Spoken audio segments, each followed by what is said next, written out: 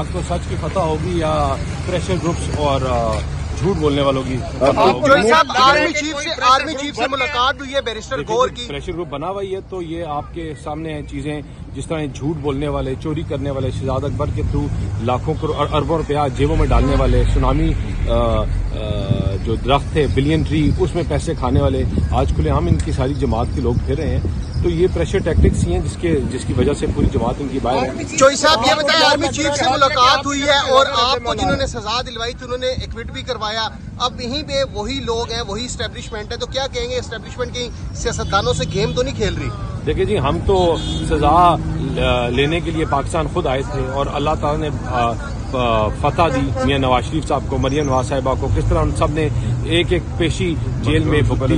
लेकिन यहाँ तो आज ये पेश होने से भी भागते रहे। आज इसकी 7वीं-8वीं तारीख है तो इंशाल्लाह अल्लाह ताला खैर करेगा। एस्टेब्लिशमेंट का क्या रोल है, क्या कहेंगे इस पूरे केस में? कोई रोल नहीं है, जिसमें चोर पकड़े गए हैं सामने हैं जिन्होंने पैसे खाए हैं, उसके अलावा कोई रोल नहीं है।